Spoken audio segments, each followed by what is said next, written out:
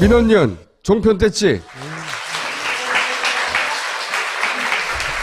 아니 헤어스도 그렇고 살도 좀 빠지신 것 같고. 요즘 국정감사가 있잖아요. 그래서 저희도 뭐 좀 좋은 자료를 만들어서 의원들께 제공을 해서 되도록이면 국정감사에서 언론 문제가 많이 이제 드러나게 했으면 좋겠어서 이것저것 하다 보니까 너무 피곤했어요.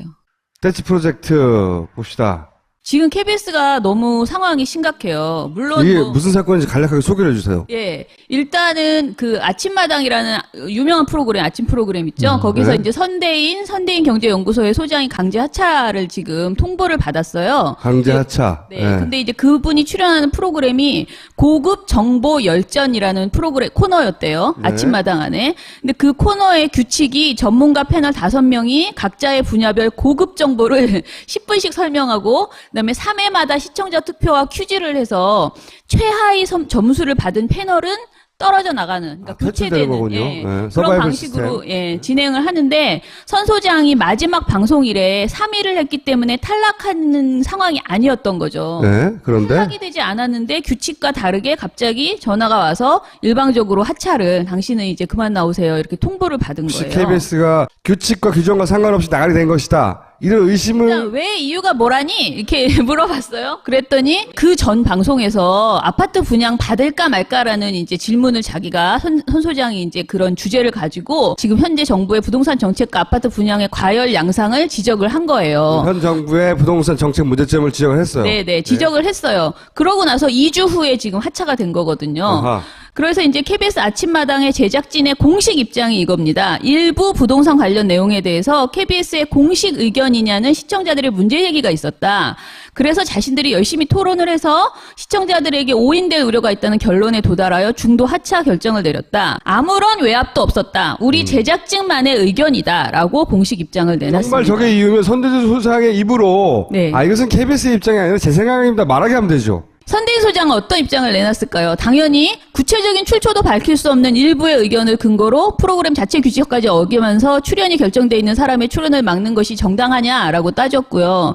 그리고 특히 여기서 지금 문제가 되는 거는 그 시청자라는 사람이 정체가 없다는 거예요. 잘라면 자기들이 써야지 그거를. 이 사람들이. 여러 사람이 사실 있어야 되는 거잖아요. 저 정도의 무리수를 두려면. 그런데 그런 양, 저희가 정말 열심히 찾았지만 못 봤습니다. 그런데 만약에 있었다 하더라도 한두 건 가지고 저렇게 결정을 할 수는 없는 거죠. 아니면 아주 비중 있는, 역량 있는 분이 의견을 냈거나. 그런 거죠. 그래서 선 소장은 지금 개인적으로 어떤 불이익과 피해를 당하더라도 공개적으로 밝힐 것은 밝히겠다라는 공식 입장을 지금 내놨어요. 불이익은 다 당해서 잘렸는데 뭘 더 이상. 네. 지금 이것에 대해서 지금 KBS 본부, 그러니까 언론노조 KBS 본부에서 굉장히 비판을 하면서 이미 KBS에는 윤도현, 김재동, 굉장히 많은 사람이 지금 김미화 등등이 블랙리스트에 올랐다는 말이 나돌고 있는데 정관용 씨도 그렇고 그런데 여기에 이제 선재인까지 포함되는 거냐 이제 그만하자 부끄럽다 이런 식의 이제 입장을 내놨고요. KBS 노조 내부에서. 네, 노조에서 그다음에 한국 PD연합회에서도 성명서를 써서 이것에 대해서 최소한 시청자가 누군지 정당하게 밝혀라. 아니 청와대도 시청자죠.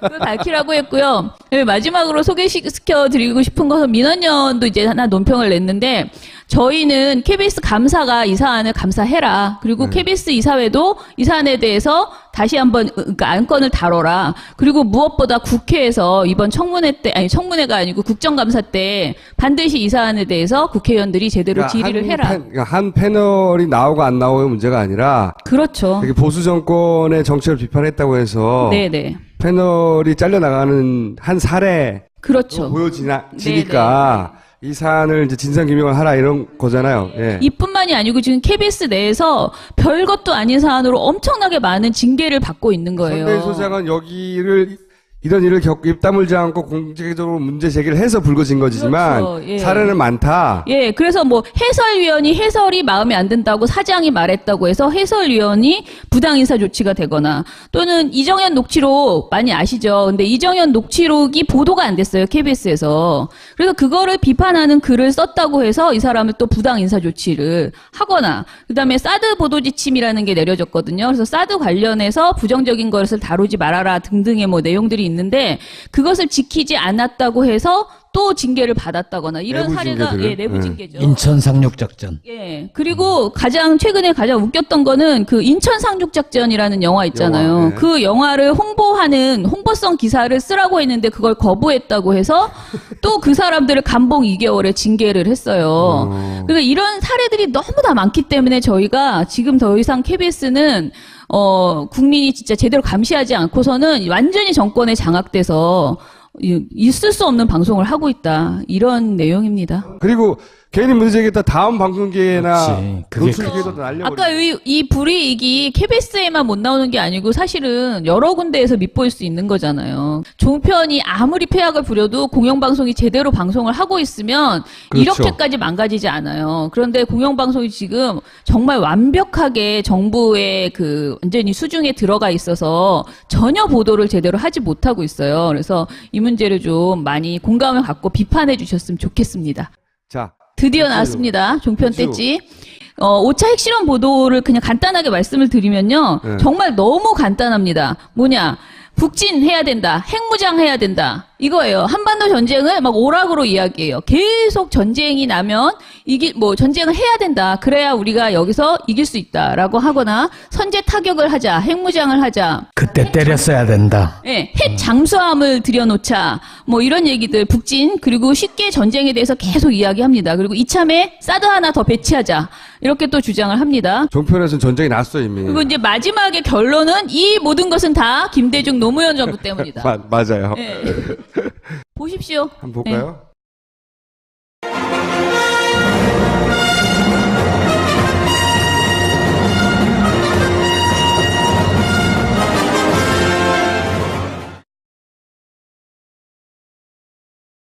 저는 뭐 10년 전부터 있었던 뭐 100년 전 아니야 100년 아니고 50년 전부터 있어야 되는 올 수도 있다가 아니고 사실은 지금 상수라는 얘기는 온다고 온다는 생각- 얘기죠. 올 것이다라고 20킬로톤짜리를 용산 삼각지 상공 500m 상공에서 터뜨리면 어떤 일이 발생한가를 20킬로톤을 네. 용산 상공에서 터뜨리면 예, 용산에 이제 국방부와 한미연합사가 있으니까 거기에서 터뜨리면 어떤 일이 발생을 할까? 그 사람 찾게 살잖아요. 예, 국방부가 있으니까. 예, 예. 그런데도 불구하고 32만 명이 터지는 순간 소멸했습니다. 32만 명이요? 32만 명이. 그러면 용산에 있는 좀 지명을 그대로 밝히면 신용산역에 지금 아이파크 뭐 엄청난 그 백화점도 오피스텔 많이 들어와 있죠. 예. 예. 소멸했습니다. 소멸. 그리고 숭례문까지는 대파였어요, 대파. 예. 대파라는 것은 뭐냐, 뼈대만 남는 게 대파예요. 예. 숭례문까지. 어. 그리고 3일 내에 60만 명이 죽는다고 계산이 나옵니다. 그렇죠. 강북, 강남에 각각 500만 명씩 살아요. 80킬로톤이면 강북 하나, 강남 하나 정도는 다 날릴 수 그냥 있는 쑥대밭이 된다 이런 말씀이시죠? 쑥대밭이 아니고 예. 그냥 소멸. 소멸. 네. 우리나라가 이제 주도권을 쥐고 독립변수로 뭔가 이 문제를 해결하는데 조금 나섰으면 좋겠는데, 그럼 뭘 할 수가 있는 거죠? 간단합니다. 전쟁하면 됩니다. 좀 너무 나간 얘기가 지금 훨씬 큰 위기잖아요. 근데 이게 우리가 감각이 지금 달라졌다는 겁니다. 제가 보기에는 지금은 전쟁을 결심할 시기인데 그때는 전쟁 나는 줄 알고 두려워했단 말입니다.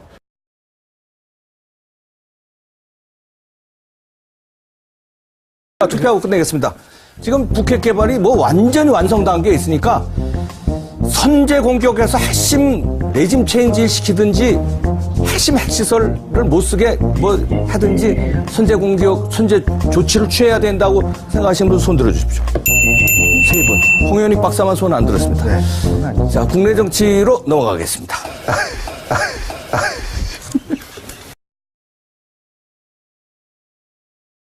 제가 보기에는 오늘 발표한 거 의미가 있어요. 미사일 방어 체제하고 선제 타격에다가 대량 응징 보복. 당장에 하지는 못하더라도 북한에 대해서 여차하면은 평양을 날려버리겠다. 우리가 지금 당장은 안 해도 그런 의지를 갖고 있는 거를 처음으로 보여준 거예요. 여기에다가 우리가 또 저는 사드도 추가 배치도 해야 된다고 봅니다. 추가 배치해야죠. 지금 수도권에 사드가 빠졌어요. 뭐 성주 얘기할 때가 아닌 것 같은데요. 예. 그죠? 뭐 우리가- 사드 배치 반대하고 이럴 때가 아니에요, 지금. 진짜 핵무장을 해도 저쪽에서 먼저 쏘면 한 방 맞아야 되고 네. 사드를 해도 한 방은 맞을 수밖에 없어요. 저는 사드 추가 배치하고 그리고 핵 잠수함 이거 1조 5천억씩 든다는데 핵 잠수함도 도입해야 됩니다. 네. 그리고 제일 중요한 게 결국은 미국한테 우리가 매달려야 됩니다. 결과적으로 보면은 그 10년 동안의 햇볕 정책, 그 네. 김대중 노무현 정부 좋게 얘기하면 북한한테 완전히 속은 거죠. 그러나 지금 팩트로 드러나는 게 뭐겠습니까? 김대중 정부 때, 그렇죠? 김대중 정부 때 하고 노무현 정부 때 하고 그때 핵 개발이 계속 진전되다가 네네. 노무현 정부 때는 2006년에 북한이 핵실험을 했어요. 여하튼 핵 문제를 계속 개발해 왔는데 그 개발하는데 정말 자양분을 제공한 돈이 없으면 핵 개발을 못 합니다. 예. 돈을 누가 제일 많이 줬죠, 북한에? 김대중 정부 때 제일 많이 줬잖아요. 예, 예. 그리고 실제 핵실험은 노무현 정부 때 했어요. 예.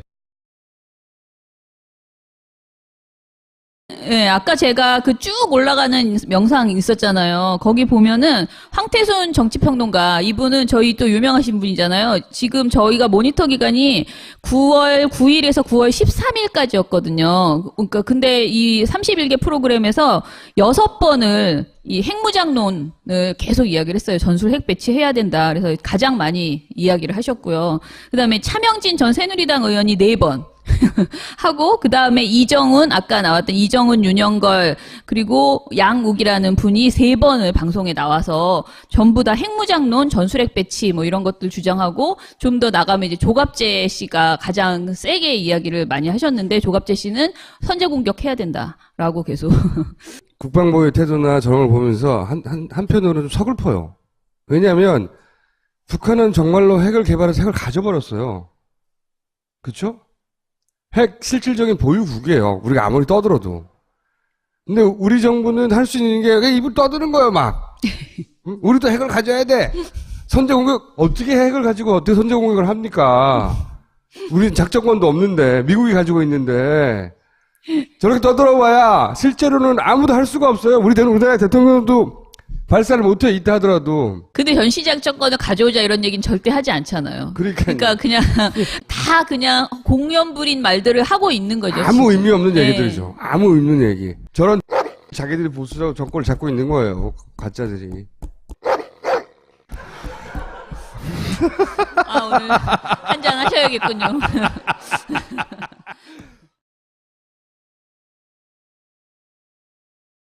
저 의원님이 보셨을 때도 그 여성 특유의 두 사람의 기싸움이 있었다고 보세요? 그렇죠. 근데 여자들이 다 저렇진 않아요. 대통령께서는 좀 더 인내를 가지고 사드의 필요성이라든지 북핵의 심각성에 대해서 좀 설파를 했어야 되는 것이고, 추미애 대표는 이제 그 명실상부한 제1야당의 당대표 아닙니까? 그렇죠. 그런데 보이는 모습은 마치도 그 여고생들 중에 짱들이 신경전 벌이는 것 같은 그런 모습을 그대로 보여준 건 솔직히 사실 아닙니까? 특히 그 남성 중심적인 인사들에게 저게 바로 여자들의 한계야라는 편견을 가지기에 충분한 그러한 연출 장면이라고 생각을 합니다. 무슨 장면을 보고 저러는 거예요? 뭐가 그런 거예요? 대통령하고 이렇게 둘이 만난 그 장면을 가지고 저러는 건데, 잠깐만요.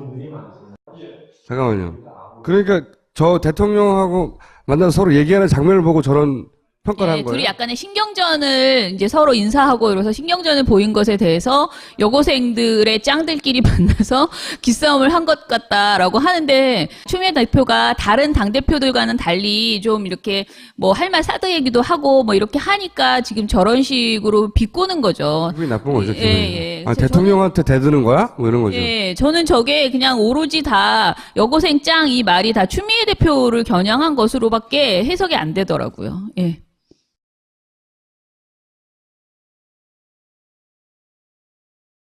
근데 이렇게 잠룡들이 많잖아요. 예. 세보니까 9이에요. 어허, 구룡. 아, 현재 국내 콜레라 환자 수보다 많다. 어허. 대통령병 걸린 사람들이.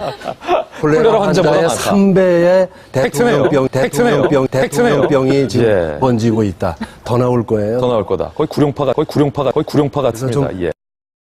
예. 야권 후보들이 너무 많다는 거예요. 예. 그래서 맞아요. 저렇게 네. 비꼬는 겁니다. 지난주 한 2주 전에 만든 것들 동영상 유튜브나 다 보실 수 있어요. 근데 저희가 매주 두세 개씩은 계속 여기 나오지 않는 주에도 계속 올리고 있고, 종편 떼찌라는 이름으로 올리고 있어요. 그래서 그냥 유튜브 가서 종편 떼찌 치면 딱 나오는 거죠. 네. 그리고 요즘 제보도 전화로 오시거든요. 바로바로 해주시거든요. 그러면 그것도 저희가 바로 판단해서 재밌으면 그냥 이렇게 일주일 이렇게 안 기다리고 그날 바로 만들어서 짤방처럼 해서 올리기도 합니다.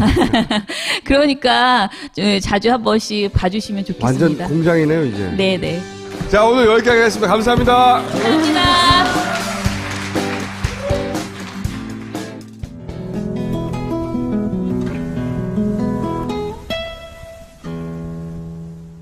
네, 저희는 KBS 감사가 이 사안을 감사해라. 그리고 KBS 이사회도 이 사안에 대해서 다시 한번 그러니까 안건을 다뤄라. 그리고 무엇보다 국회에서 이번 청문회 때, 아니 청문회가 아니고 국정감사 때 반드시 이 사안에 대해서 국회의원들이 제대로 질의를 해라. 한 패널이 나오고 안 나오고의 문제가 아니라 그렇죠. 이렇게 보수 정권의 정책을 비판했다고 해서 네네. 패널이 잘려나가는 한 사례 그렇죠. 보여지니까 이 사안을 이제 진상규명을 하라 이런 거잖아요. 예. 이뿐만이 아니고 지금 KBS 내에서 별것도 아닌 사안으로 엄청나게 많은 징계를 받고 있는 거예요. 선대위 소장은 여기를 이런 일을 입 다물지 않고 공개적으로 문제 제기를 해서 불거진 거지만 그렇죠. 예. 사례는 많다. 예, 그래서 뭐 해설위원이 해설이 마음에 안 든다고 사장이 말했다고 해서 해설위원이 부당 인사 조치가 되거나 또는 이정현 녹취록 많이 아시죠? 근데 이정현 녹취록이 보도가 안 됐어요. KBS에서. 역량 있는 분이 의견을 냈거나 그런 거죠. 그래서 선 소장은 지금 개인적으로 어떤 불이익과 피해를 당하더라도 공개적으로 밝힐 것은 밝히겠다라는 공식 입장을 지금 내놨어요. 불이익은 다 당해줘 잘렸는데 뭘 더 이상.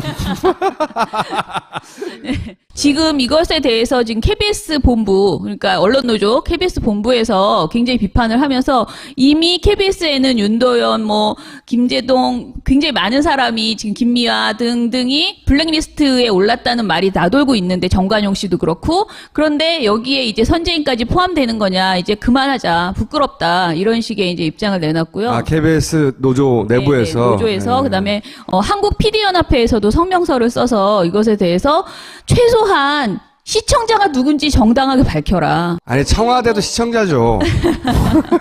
그걸 밝히라고 했고요.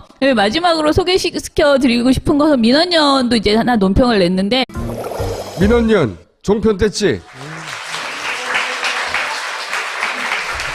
아니 헤어스도 그렇고 살도 좀 빠지신 것 같고. 요즘 국정감사가 있잖아요. 그래서 저희도 좀 좋은 자료를 만들어서 의원들께 제공을 해서 되도록이면 국정감사에서 언론 문제가 많이 이제 드러나게 했으면 좋겠어서 이것저것 하다 보니까 너무 피곤했어요.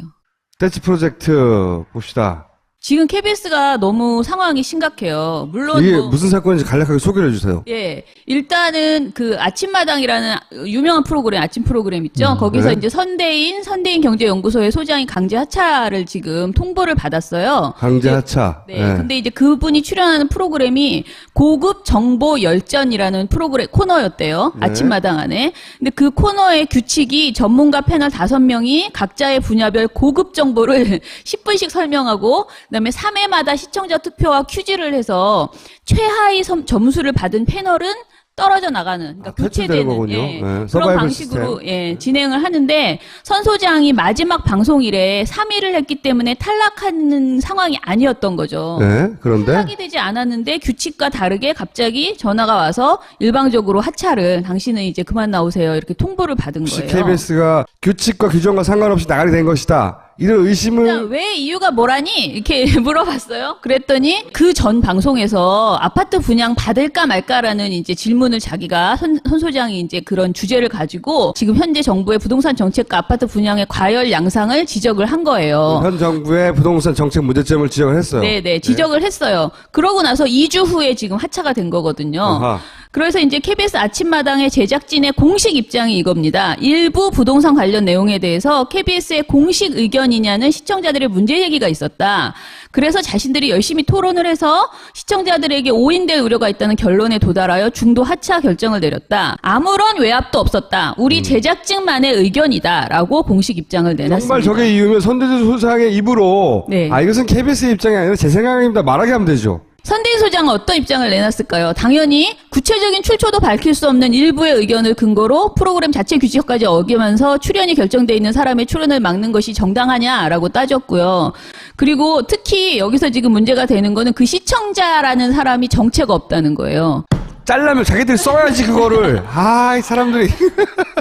여러 사람이 사실 있어야 되는 거잖아요. 저 정도의 무리수를 두려면. 그런데 그런 뭐 저희가 정말 열심히 찾았지만 못 봤습니다. 그런데 만약에 있었다 하더라도 한두 건 가지고 저렇게 결정을 할 수는 없는 거죠. 아니면 아주 비중 있는